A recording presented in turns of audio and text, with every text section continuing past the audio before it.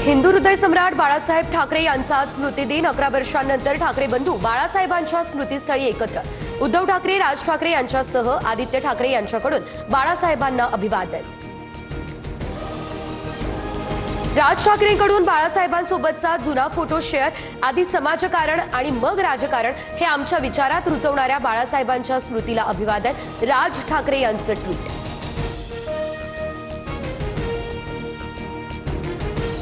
बाळासाहेबांनी हिंदुत्वाला नवा आयाम दिला। आम्हा सर्वांसाठी बाळासाहेब ठाकरे श्रद्धेय। मुख्यमंत्री फडणवीस यांच्याकडून बाळासाहेब ठाकरे यांना आदरांजली। नगर परिषदा आणि नगरपंचायतींसाठी उमेदवारी अर्ज भरण्याची मुदत आज संपणार।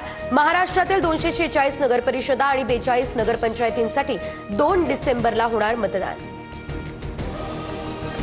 अजित पवार यांच्या नातेवाईकांना 500 कोटींचं हॉस्पिटल बहाल केलं जातंय का? अंजली दमानिया यांचा ट्विट करत हा सवाल। तर पद्मसिंह पाटलांच्या तेरणा ट्रस्टला पीपीपी तत्वावरती हॉस्पिटल देण्याचा घाट, दमानिया यांचा हा आरोप।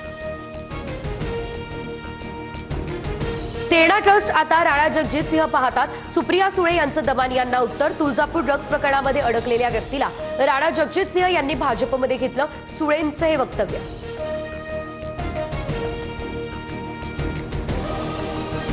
पालघरमधल्या साधू हत्याकांडात मुख्य आरोपी म्हणून भाजपनं काशीनाथ चौधरी यांच्यावर आरोप केले। त्यांनाच वॉशिंग मशीनमध्ये घालून भाजपने पक्षात घेतलं, रोहित पवार यांचा ट्विट करत हा आरोप।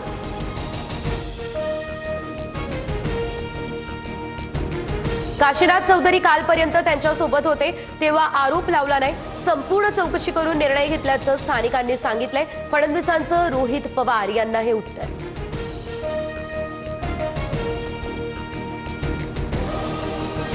वनमंत्री गणेश नाईक यांची पुण्यात बैठक संपन्न। संख्या नियंत्रणात आणण्यासाठी बिबट्यांची नसबंदी करण्यावरती चर्चा, पिंजरे वाढवण्यावरही भर असणार।